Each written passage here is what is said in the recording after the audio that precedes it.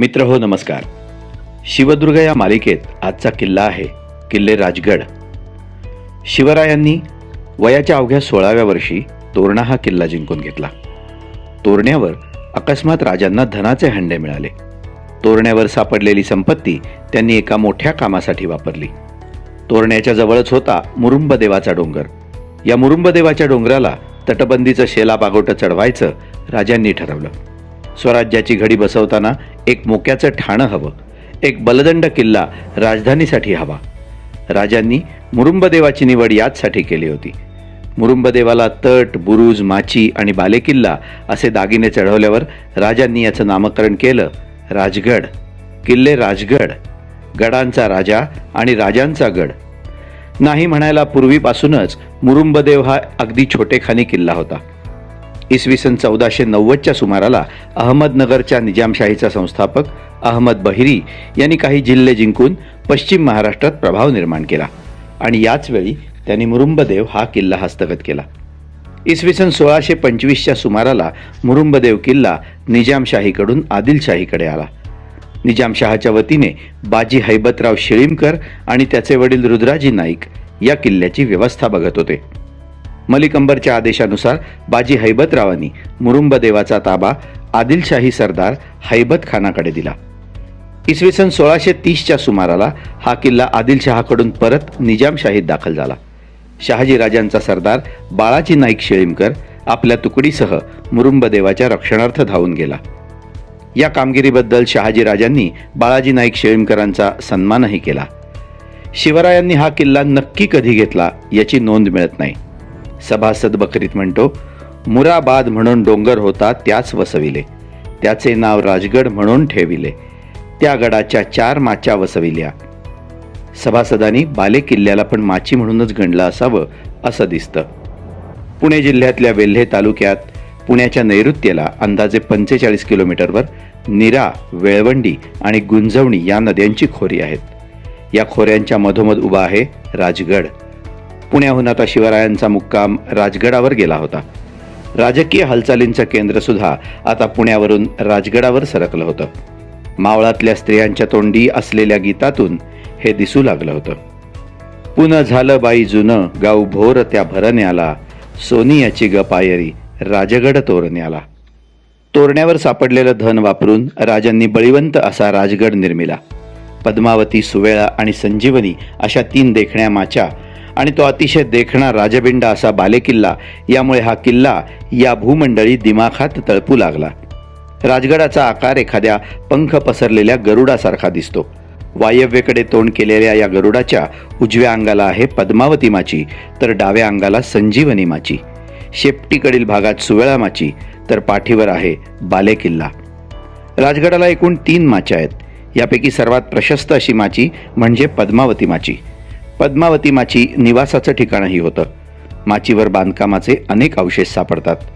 पद्मावती देवीचं मंदिर, सईबाईंची समाधी, हवालदारांचा वाडा, रत्नशाळा, सदर, पद्मावती तलाव, गुप्त दरवाजा, पाली दरवाजा, गुंजवणे दरवाजा, दारुगोळ्याची कोठारं या वास्तू आजही शिल्लक आहेत.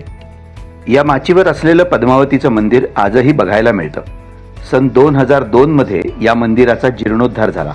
शिवरायांनी किल्ले मुरुंबदेवाचं राजगड म्हणून नामकरण केल्यावर इथे असलेल्या जागेवर पद्मावती देवीचं मंदिर बांधलं असा उल्लेख आढळतो. मंदिरात आपल्याला 3 मूर्ती दिसतात. मुख्य मूर्ती भोरच्या पंत सचिवांनी स्थापन केलेली आहे. त्याच्या उजव्या बाजूला लहान असलेली मूर्ती शिवरायांनी स्थापन केलेली आहे, तर 2 मूर्तींच्या मध्ये शेंदूर फासलेला तांदळा म्हणजे पद्मावती देवी असं समजलं जातं.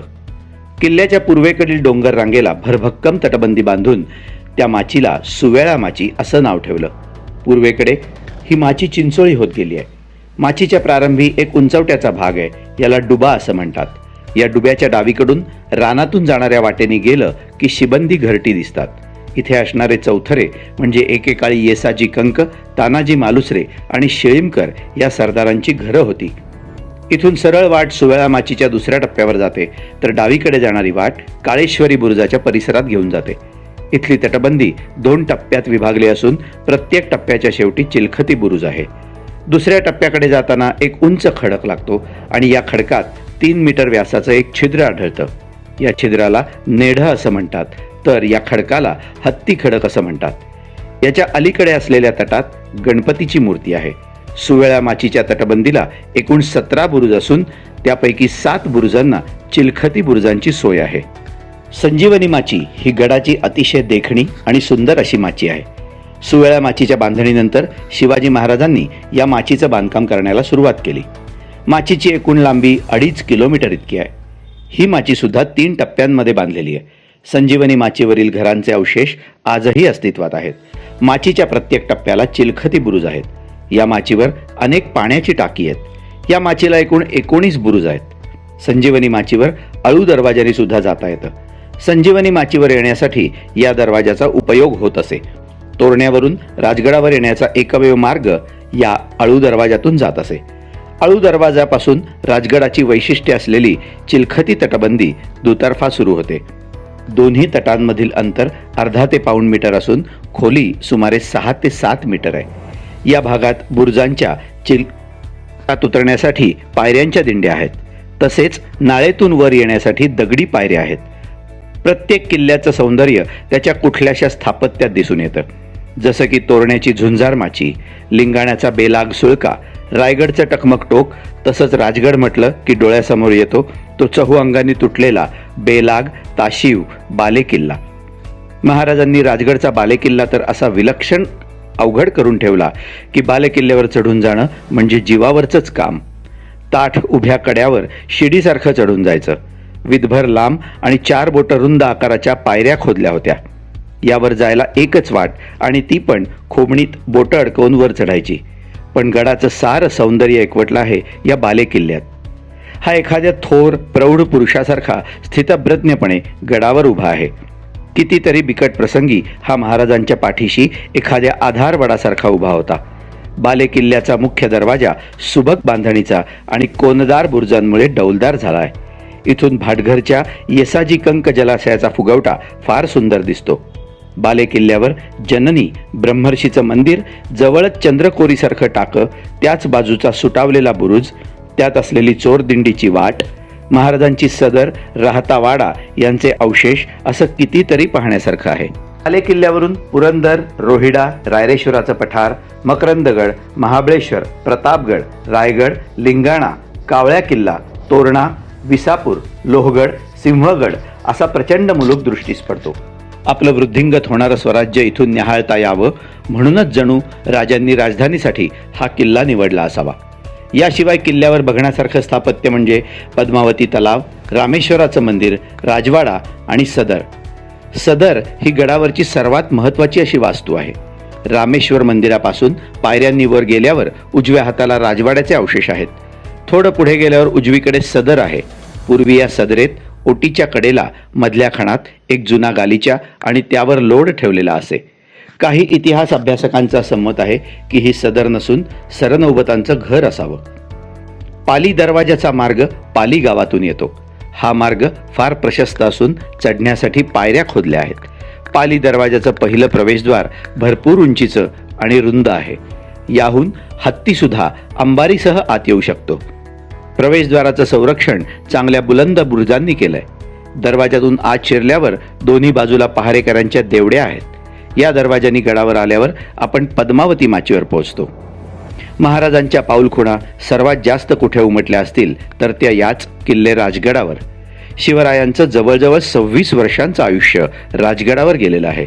अनेक सुखदुःखांच्या प्रसंगाचा साक्षीदार हा राजगड आहे.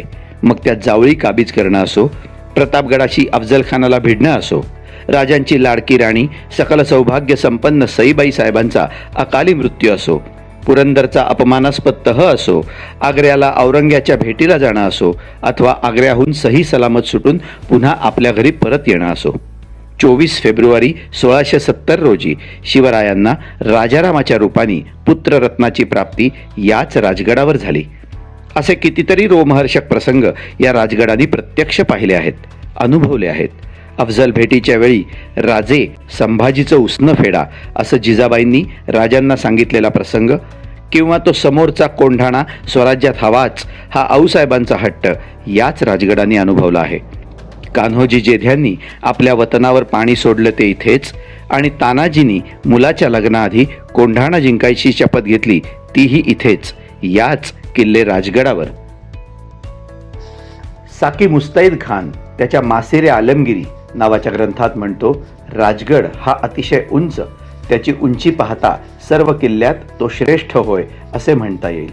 त्याचा घेर 12 कोसांचा आहे. त्याच्या मजबूतीची तर कल्पनाही करवत नाही. डोंगराच्या दऱ्याखोऱ्यातून आणि घनघोर अरण्यातून वाऱ्याशिवाय दुसरे काही फिरकू शकत नाही. इथे पावसालाच फक्त वाट मिळू शकते, इतर कोणीही त्यातून जाऊ शकत नाही. शिवरायांच्या निधनानंतर पुढे 11 नोव्हेंबर 1703 मध्ये स्वतः औरंगजेब जातीनिशी हा किल्ला जिंकण्यासाठी पुण्याहून निघाला. औरंगजेबाचा हा प्रवास काही सुखकर झाला नाही.